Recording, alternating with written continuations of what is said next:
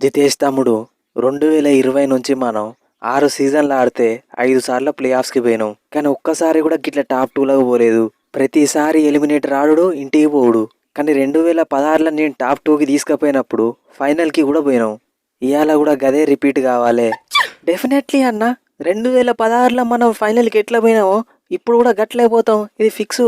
తమ్ముడు, అప్పుడు నేను ఫైనల్కి తీసుకుపోయినప్పుడు ఉన్న ప్లేయర్లు ఇప్పుడు ఒక్కడు కూడా లేడు. అప్పుడు మన కాడిన ఒకే ఒక్క ప్లేయర్ యుజ్వేందర్ చాహల్ ఇప్పుడు ఆపోజిట్ టీంలో ఉన్నాడు. కానీ అప్పుడు ఆపోజిట్ టీం ఎస్ఆర్హెచ్ కాడిన భువనేశ్వర్ కుమార్ అన్న ఇప్పుడు మన టీంలో ఉన్నాడు కదా అన్న. సరే తమ్ముడు, ఇప్పుడు గతం గత ఎవరు ఎక్కడ ఉన్నారన్నది అనవసరం. మనం ఫైనల్కి పోవాలంటే ఇలా పీబీకేఎస్ని విసుకాలి. దానికోసం నువ్వు తయారు చేసిన ప్లాన్ ఏంది?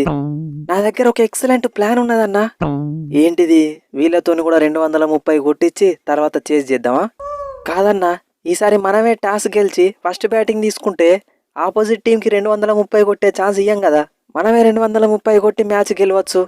తమ్ముడు, మొన్న ముంబైతోని మ్యాచ్ మీద అయ్యర్ కెప్టెన్సీ చూసినావా? ముంబై లాంటి బ్యాటింగ్ లైనప్ని 185 దగ్గర ఆపిండు. ఆల్రెడీ ఈ సీజన్లో ఒకసారి మనల్ని 95 రన్స్ కొట్టించి 9 వికెట్లు తీసిండు.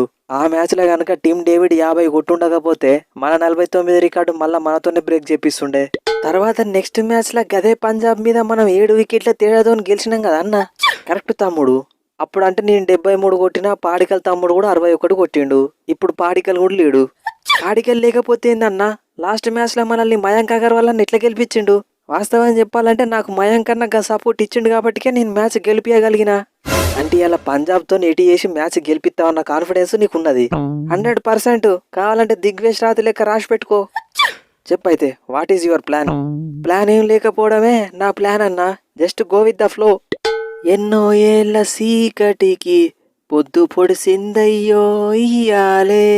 ఇక్కడనో టేబుల్ లాస్ట్లో కొట్టుమిట్టాడేటోళ్ళం క్వాలిఫైయర్ 1 ఆడే స్టేజ్కి తీసుకొచ్చిన అయ్యర్ పోయి అదే చేత్తోని ఫైనల్ దాకా కూడా తీసుకుపోవాలి. తమ్ముడు, ఫైనల్ సంగతి పక్కకు పెట్టి కానీ మొన్న ముంబైతోని మ్యాచ్లో అవుట్ కావడానికి గన్నిసార్లు ట్రై చేస్తానవేంది? వాళ్ళు 2 సార్లని క్యాచ్ వదిలిపెట్టి ఆడుకోమన్నా కానీ 3ఓసారి క్యాచ్ ఇచ్చి అవుట్ అయినావు. నువ్వు ఇవాళ కూడా గదే రిపీట్ చేస్తే ఆర్సీబీ మనల్ని వట్టినే విసుకుతుంది, ఫైనల్కి పోతుంది. నువ్వు స్టార్టింగ్లో ఇండియన్ బ్రెండన్ మెకల్లం లెక్క ఎట్లా అన్నావో ఈ మ్యాచ్లో కూడా గట్లనే ఆడాలి. ఖచ్చితంగా అన్నా, నువ్వు ఈ మ్యాచ్లో చూస్తావు కదా ఈ ప్రాప్ సిమ్రాన్ సింగ్ ఊచకోత. పాంటింగ్ బాబాయ్ గా English world test championship final స్క్వాడ్కి సెలెక్ట్ అయినా కానీ ఇంకా ఎన్నే ఉన్నాడంటే దానికి కారణం నువ్వే ఉన్నట్టున్నావు కదా. మరి ఆక్షన్లో వట్టిగానే ఆస్ట్రేలియా ప్లేయర్లందరినీ తీసుకున్నా అనుకున్నావా? మనం ఎట్లా చెప్తే అట్లా వింటారు. బాంబులు వేలినా, తుఫాన్లు వచ్చినా, ఐసీసీ టెస్ట్ ఛాంపియన్షిప్ ఫైనల్ వచ్చినా మనం ఉండాలే, పొమ్మంటే పోవాలి అంతే. గా మార్కో ఎన్సన్ కూడా ఆస్ట్రేలియా ప్లేయర్ అయితే అయిపో పాంటింగ్ బాబాయ్. ఇన్ని మ్యాచ్లలో మనకి ఎక్సలెంట్ బౌలింగ్ చేసిండు, అవసరం పడితే బ్యాటింగ్ కూడా చేసిండు. ఇప్పుడు మార్కో ఎన్సన్ లేకపోతే ఎట్లా అని ఆలోచిస్తానా? ఎన్సన్ లేకపోతే ఏంది అయ్యారు? మన దగ్గర ఉమర్ జాయ్ ఉన్నాడు. మనకు కావాల్సింది లేనప్పుడు ఉన్న దాంతోనే మేనేజ్ చేసుకోవాలి. మన ఆపోజిట్ టీం వాళ్ళు లియామ్ లివింగ్స్టన్తోనే అడ్జస్ట్ కాగలేంది, మన ఉమర్ జాయ్తో కాలేమా? పాంటింగ్ బాబాయ్, మా టీంలో మేము లివింగ్స్టన్ ఆడిస్తాను. మీరు కూడా న్యాయంగా మీ టీంలో మ్యాక్స్వెల్ని ఆడియాలి. మ్యాక్స్వెల్ని పిలిపియకపోయాను. మ్యాక్స్వెల్కి ఇంజురీ అయింది కోహ్లీ, లేకుంటే ఖచ్చితంగా ఆడిచ్చేటోళ్ళం. లివింగ్స్టన్ ఒక్కొక్కసారి నీ బదులు నేనన్నా వైల్డ్ కార్డ్ ఎంట్రీకి వచ్చినా గానీ రన్స్ కొడుతుండే కావచ్చు అనిపిస్తుంది. టీమ్ డేవిడ్కి ఇంజురీ అయింది. ఈ మ్యాచ్లన్నా జరంత నువ్వు ఆదుకుంటేనే మనం ఫైనల్ దాకా పోతాం. అరే డీకే బై, ఒక క్రికెట్ ప్లేయర్ అన్నప్పుడు అవుట్ ఆఫ్ ఫామ్ ఉండడం సర్వసాధారణం. ఈ పంజాబ్ కింగ్స్ నా ఎక్స్ టీంని వెక్స్ చేసి మ్యాచ్ ఖచ్చితంగా గెలిపిస్తా, నువ్వు టెన్షన్ పడకు. అయ్యారు బ్రో, ఈ ఆర్సీబీ నా ఎక్స్ టీము. నన్ను ఈసారి ప్లేయింగ్ లెవెల్ లాగా తీసుకో. ఇంజురీతో కూడా 2-3 వికెట్లు తిత్తా ఈజీగా. నాదే ఉన్నది యూజీ బ్రో. మన పాంటింగ్ బాబాయ్ ఎవరిని సెలెక్ట్ చేస్తే వాళ్ళతోనే ఆడి గెలిపిస్తా. అయ్యారు చెప్పిగా, ఈ ఆర్సీబీ మీద గెలవడానికి ఎట్లా ప్లాన్ చేసినావు? Any particular plans?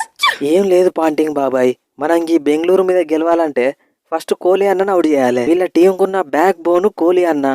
ఫస్ట్ మనం అదే వికెట్ తీసి పెవిలియన్కి పంపించినామంటే వాళ్ళ టీం పని సగం అయిపోతుంది. మరి కోహ్లీ వికెట్ తీసే సత్తా ఉన్న బౌలర్లు ఎవరున్నారు మన దగ్గర? పర్ఫెక్ట్ ప్లానింగ్ చేస్తే ఎవరైనా తీయచ్చు పాంటింగ్ బాబాయ్. ఈసారి కోహ్లీ అన్నని పవర్ ప్లే లోపే అవుట్ చేపిస్తా, మ్యాచ్ మన వైపు టర్న్ చేస్తా.